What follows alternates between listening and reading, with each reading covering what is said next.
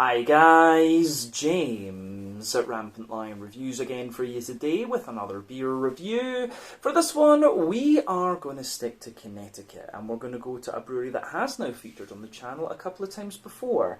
Over the last few weeks, I've tried a good number of beers from this brewery, and what they've shown me so far is that they're very solid on the lager side of things and also very solid when it comes to IPAs. We do still need to explore the darker beers from these guys a little bit more, but the beer we're going to have a look at today is a style that I know these guys can do very well. This one is also one of their core range beers, and it is supposed to be a really nice example of the style actually. So needless to say, I'm very curious to see what this one is going to have in store for us. Hopefully it's another good beer, hopefully it makes for an interesting review, and as always I hope that you guys watching enjoy my take on this one as well. So yeah, for this review then, we are going to head down to New Haven, which is to the south of me here in Hampden, and we're going to return to the wonderful Armada Brewing Company.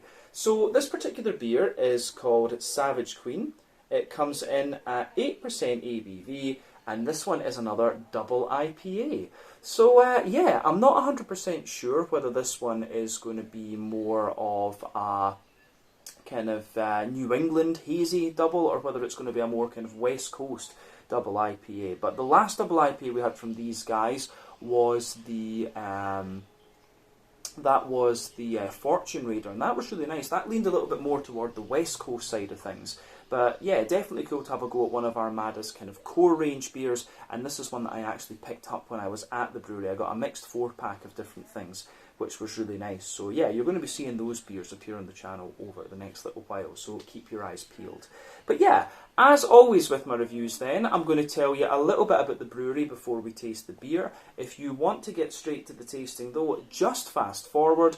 All the usual links can be found in the video description below. That's the brewery website, the link to my other reviews that I've done from Armada Brewing Company so far, and we will no doubt add more to that list over the next little while. But there's all the usual social media down there. If you want to see more reviews, do please consider subscribing to the channel. The support that you give is massively appreciated, and remember, you can go into the channel homepage and search for beer using the geography tagging system. So just go in there, use the little search bar, put in your hometown, state, county, whatever you like. If I've reviewed beers from the area that you search for, they will pop up. Failing that though, you can check out the playlist of beers from different countries. You'll find this one in the American playlist along with a number of other things, and that is being added to quite regularly over the next little while. But yeah, check out the playlist of beers from other countries as well. There are some really interesting things on the channel these days.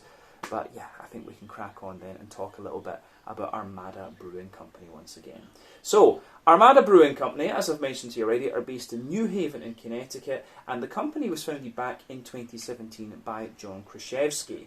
So he was inspired to get into brewing beer during his time in Chicago, and he really just kind of immersed himself in the culture, the beer culture of the city when he was out there.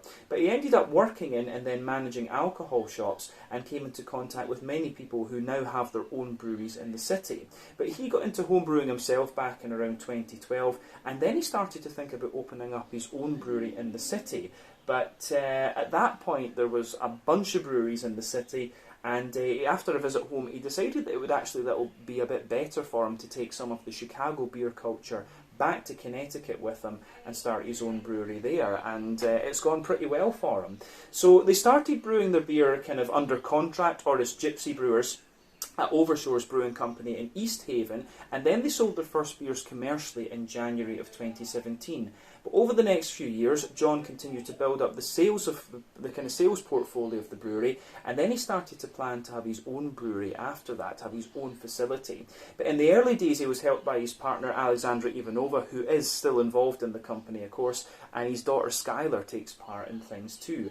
But he's taken on some more staff as time has progressed and as the company's grown, and in 2022 they opened up a new brewery on River Street, and they've been apparently just kind of continuing to grow that over the last wee while, and they still contract brew some of their beers too. But they had a little bit of a duel in the early stage with a filmmaking company called Gigantic. They wanted to build a number of kind of sound stages in the district as well, and I think the building that Armada are now in was one that they wanted to use, but Armada just got in there before them.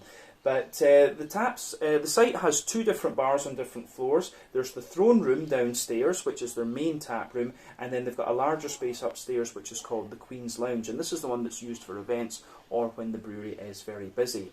But the art on the cans is the work of Scott Boncristiano, if I'm pronouncing that correctly, and the logo that you see here at the bottom of the can is meant to be like a ship's bell. You know, it is a coastal city. An Armada, it's like a collection of different things. So that was kind of the imagery that they wanted to go for with this. But the ship's bell is shaped like an A, and it's got a little bit of, it's got the hop flower in there, and apparently the idea is that the hops kind of resonate out to the public. That's kind of what they wanted. But yeah, as of September 2023, when I'm filming this review for you, these guys have produced around 70 different kinds of beer according to Untappd, and I think it's fair to say that this brewery are pretty well rounded. They do a whole host of different styles, and they've been, from what I've seen, they're very solid when it comes to lagers. Their IPAs are also pretty damn good. I do need to try some of the darker things though, so we'll see about doing that over the next little while. I do have one dark beer in the fridge from them, so you'll see that at some point soon. But yeah, that is everything I can tell you about Armada Brewing for the moment. If you want to learn more about these guys, you can check out the brewery website, you can follow them on Facebook and Instagram to keep up to date with all the latest goings on, and you can check out the Rate Beer, Untappd and Beer Advocate pages to learn a little bit more about all the different beers that these guys have done. So yeah, that's that for your history section of the video. Let's get on and have a little look at the beer itself. So I'll just let you have a wee look at the artwork on the can for this one before we open up. As you can see, as you always tend to get with Armada Brewing, it is very pretty. You can see the Armada Brewing Company symbol down there. You can also see they've got this little bit on the side here, Savage Queen. Plain silver top on the can. It is a 473ml can, incidentally, which is 16 American fluid ounces, or 16 freedom units, as I guess we can say. But yeah, the artwork on this is absolutely lovely. I do think it goes together really, really quite nicely. So, yeah, looks absolutely great, this one. 473ml, 1 American pint.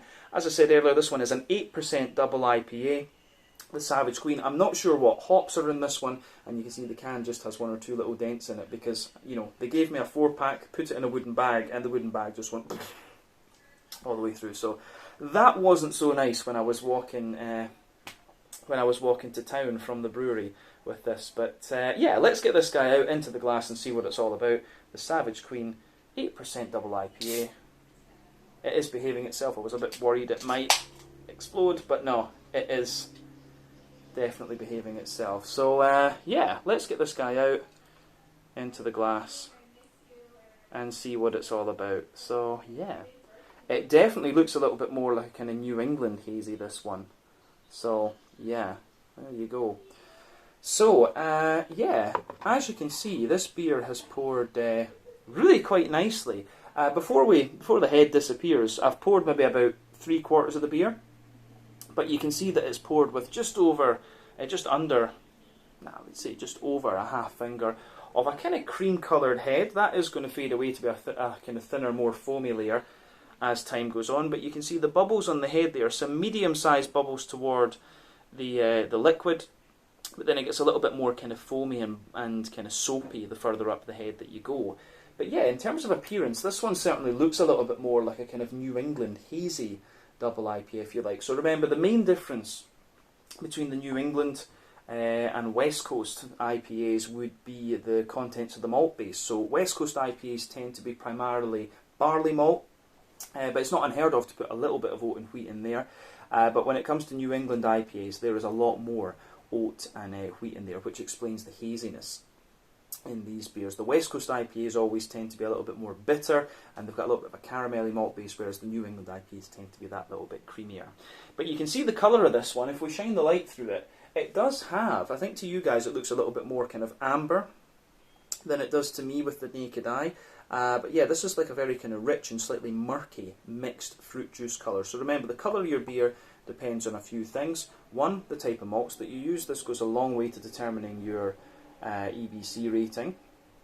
But the length of your wort ball is also going to play a role, because the longer you boil the wort, the more the sugars caramelise, and thus you get a darker colour of beer. But any barrel aging that you do or any adjuncts you put in can affect the colour of the beer too, but quite often with IPAs you don't often have to care about that, to be honest with you. But yeah, the level of haze in this one for an 8% is kind of roughly what you'd expect. The level of haze in these beers, of course, depends on the oak content, wheat content, and to a degree what yeast you use. So yeah, this definitely looks a little bit more like a New England IPA rather than a West Coaster, whereas obviously the Fortune Raider that we had before, that was a little bit more of a West Coaster in its appearance. But yeah, I think we've said everything we need to say about this one appearance-wise, apart from the carbonation. One or two big bubbles sticking toward the side of the glass, but a few little ones just going up toward the surface of the head there, which has faded away now. But yeah, let's have a wee look at the aroma of this beer then and see what it's all about. Oh yeah, aroma-wise, I will say straight away, it does smell more like a New England IPA, but it certainly does have a slightly deeper, danker note from the hops, and it's also got a little bit of the sweetness you'd expect as well from a West Coast IPA. So this one is maybe like 75% or 2/3 New England, 1/3 West Coast. I think that's probably fair, whereas I think it was the opposite way around with the other one. Yeah, but aroma-wise, it's pretty nice. It's giving you everything you'd expect of a kind of modern IPA, if we can call it that. But I think this is definitely one of these ones that fits into the more generic American IPA category rather than being specifically New England or specifically West Coast. Maybe you could call it a mountain IPA. It's somewhere in the middle, Colorado IPA. But yeah, let's break the aroma of this one down a little bit then and describe it for you that wee bit more in depth. So, the backbone of the beer, you've got this lovely little bit of fresh white bready bread crust in there. So the white bready bread crust that's in there, it's like a fresh kind of hedgehog roll. That's definitely the backbone of the beer. For me, there's a little touch of woodiness and things in there, which is great. So a little touch of woodiness, a little touch of like Jacob's cream cracker or something. So yeah, a little bit of woodiness, a little bit of Jacob's cream cracker, and then you've also got a little bit more of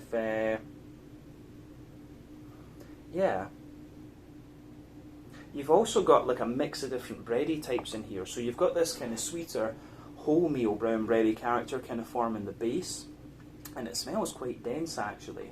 On top of that, you've got a more on top of that, you have a little bit more of a kind of sweeter and fluffier white bread, but you can definitely smell that there's a bit of wheat in this beer. At the back of the nose, you've got that kind of typical wheaty bitiness coming out of it. So yeah, typical wheaty bitiness in there. You've got a more, there's a little bit of wheaty bitiness in there.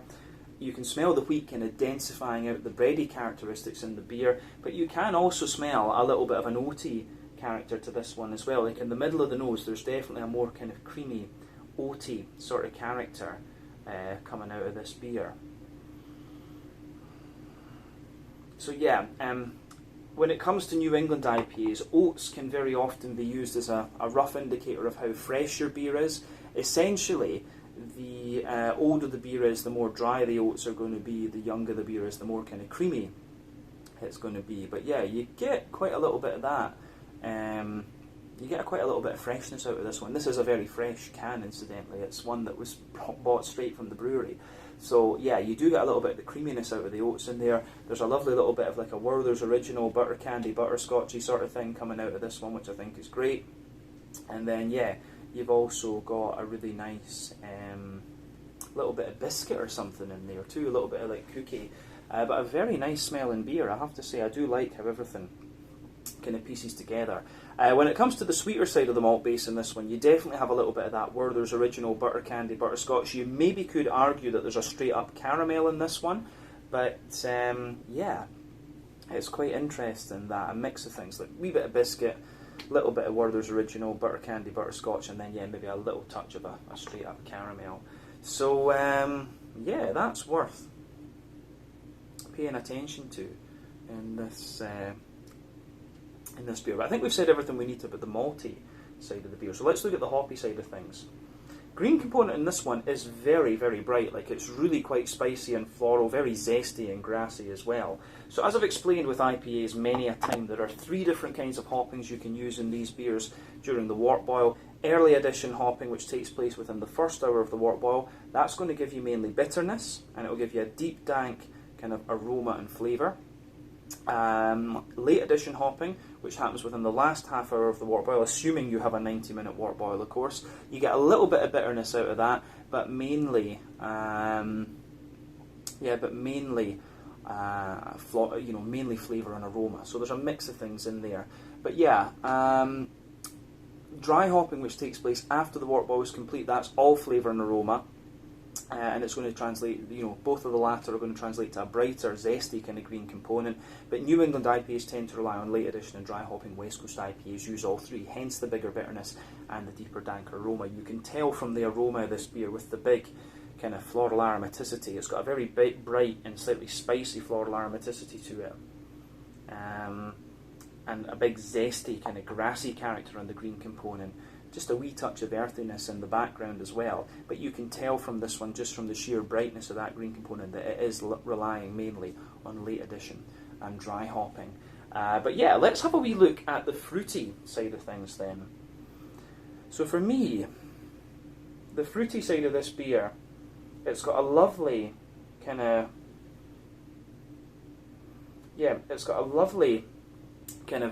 big, zesty kind of grapefruit in the back of the nose. You definitely get the kind of more pungent passion fruit and the bright peach. Citra and Mosaic in this one would not surprise me, to be honest with you, but there are other hops like Galaxy and things which can give you similar notes. But yeah, a little bit of grapefruit zest, big oily passion fruit, a brighter peach in there too, and then yeah, you've got a nice kind of oily, mango type quality coming out of this one. There's a wee bit of apricot and papaya and stuff under there, but yeah, I think the way that this one goes together is really nice in that sense.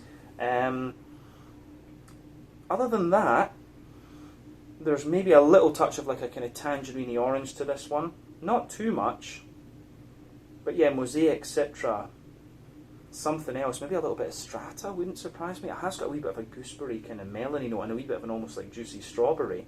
That would really not surprise me if strata was in this one. Yeah, aroma wise, it's a really nice smelling beer, this though. So as I always say, take a wee bit of time to just enjoy the aroma of your beers before you get stuck into them, because it's always interesting to see how close they are or how much they diverge from the aroma that you pick up. But yeah, I think should be really quite interesting, this one. So yeah, this is the Savage Queen, an 8% double IPA from Armada Brewing in New Haven in Connecticut. Let's get stuck into this one. Slàinte, skål, cheers.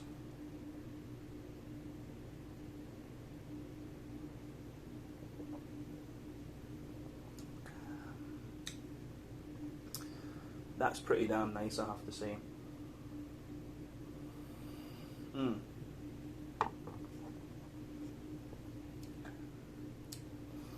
Yeah, solid New England double. It is, as I was kind of suspecting it would be. In terms of the,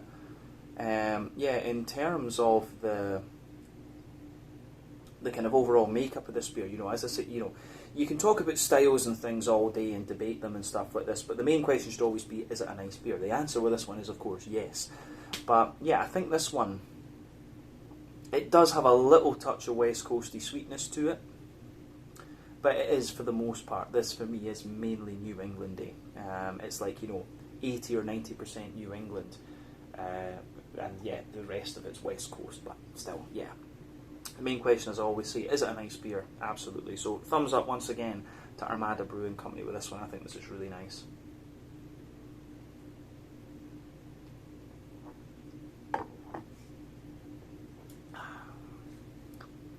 tell you something too, for an 8%er it's ridiculously easy to drink, so maybe, they sell all their stuff in 4-packs in America. It was quite unique actually with Armada Brewing that I could get a mixed 4, but I was really happy about that. because obviously I want to try different beers. I don't want to get 4 of the same beer.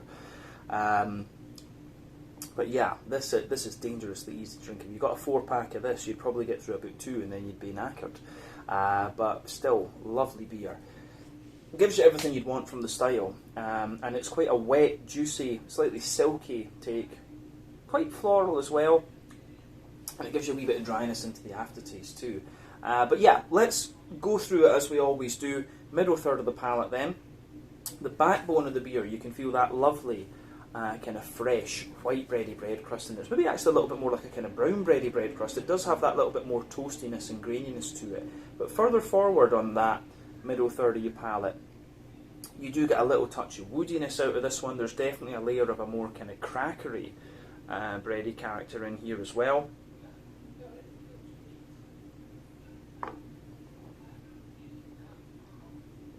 So yeah, it has got a little bit of like a Jacob's cream crackery type note to it, this one. But again, it is really quite nice from that perspective. But then yeah, above that, you get different layers of bread. There is a kind of thinner layer of like a sweet wholemeal brown bread coming out of this one, which I think is really nice. But then yeah, you get the lighter and more airy, fluffy white bread above that, which I think is great.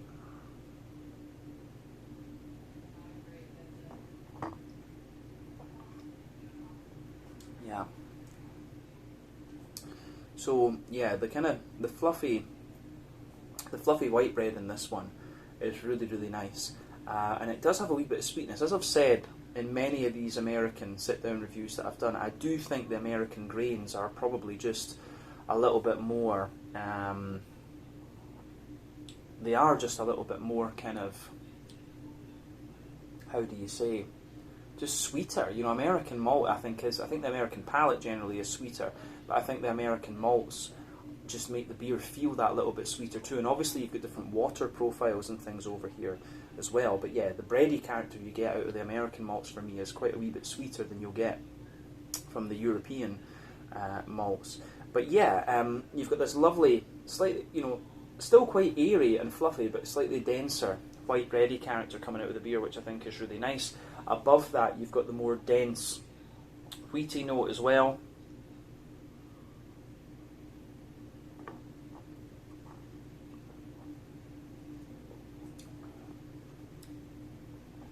So yeah, you've got that kind of nice, dense, wheaty character in there too, and then above that you start to get the oaty character coming out of the beer. So like down the middle line of your palate, you can feel that nice kind of creamy oaty note there, and it sort of spreads out toward the edges of the palate there, and it just gets that little touch drier as it reaches the edge of the palate. But in the dead centre of your tongue, you can feel there's a little light touch of there's a wee bit of that Werther's Original butter candy, butterscotchy sort of thing coming out of it.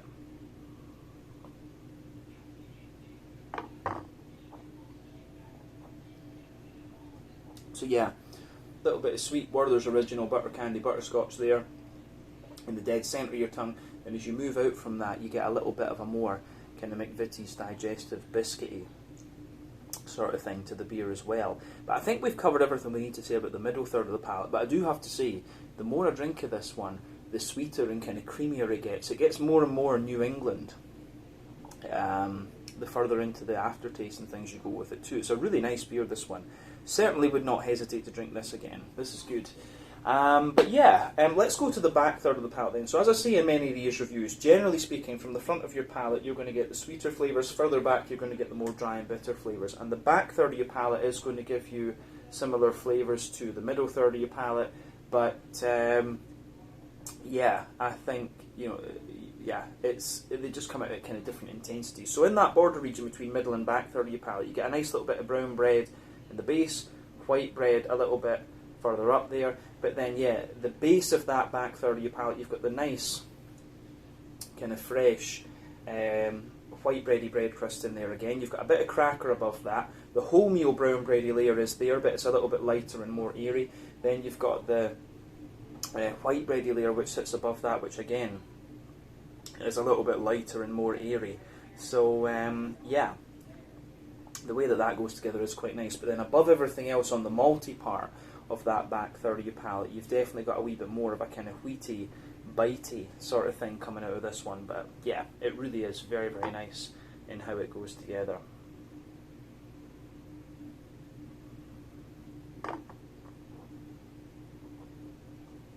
So, yeah. In terms of the yeasty side of this beer, the yeasty character for me always comes out on the top of that back third of your palate. You can feel there's this really nice, dense mix of like sweet brown and white bread in there. So that forms the yeasty side of your beer. It's got a little touch of a woody and crackery thing just kind of wrapped around it, but for me mainly it's kind of wrapped in honeycomb. I very often get honeycomb on the back third of the palate with the yeasty side of things. But definitely you can feel the back third of your palate, the flavour is taller. Then as you move further forward into that middle third of your palate, it just kind of condenses down and squashes together that little bit more. And that's something I do really like about this beer. On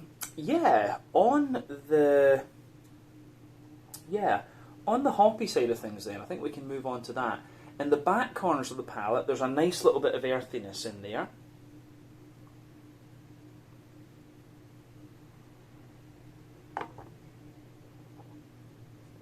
Yeah, so there's a lovely little bit of earthiness in there.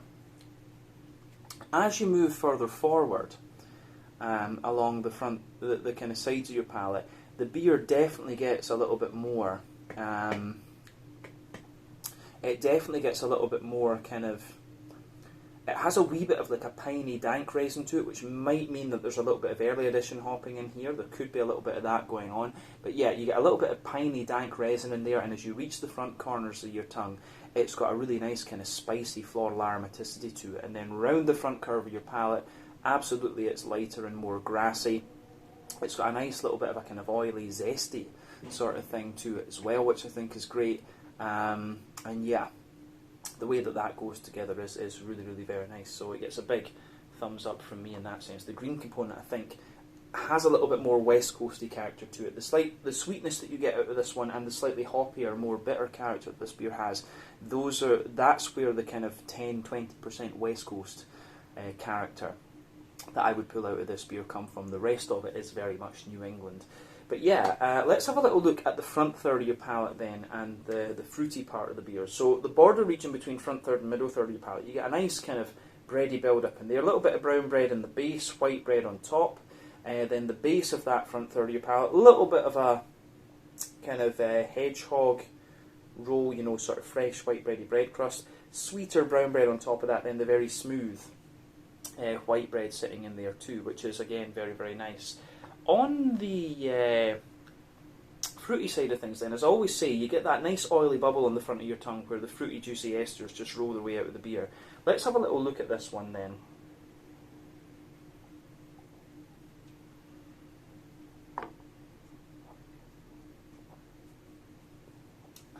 So, the fruity juicy side of this beer is kind of similar to what I was picking up in the aroma, actually. Maybe not quite as much grapefruit, but at the back of that front third of your palate, I think there is a little touch of like grapefruit zest.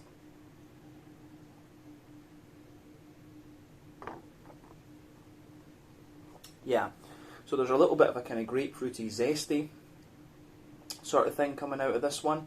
As you move further forward from that, you get a little bit of sharper peach for sure. Then, yeah, nice juicy passion fruit, and as you reach the middle of that front third of your palate, there's a lot of juicy mango in there. I feel there's a little bit of melon coming out of this one. But this is, the fruity character in this beer is actually pretty damn sharp.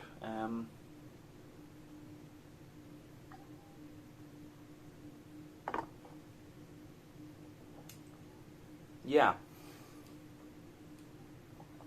So when you move into the kind of front half of that front third of your palate, it feels as if there's like a little bit of an almost kind of gooseberry type base, but then a juicy kind of strawberry type character. But I really would not be surprised if Strata was involved in here.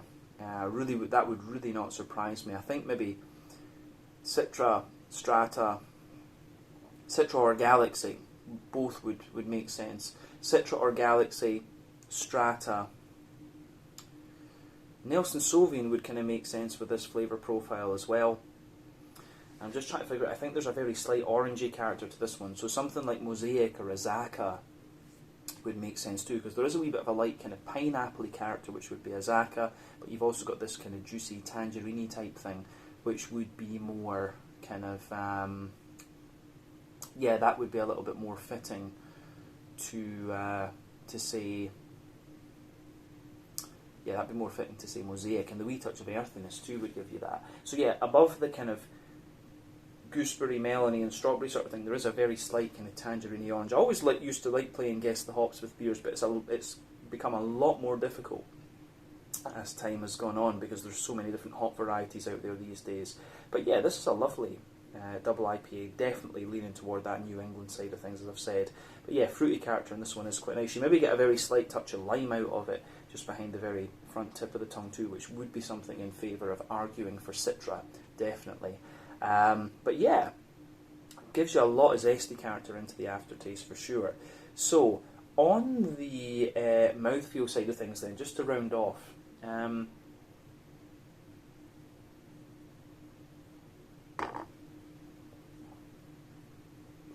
for me, the mouthfeel of this beer, it's pushing toward the top end of mid-bodied.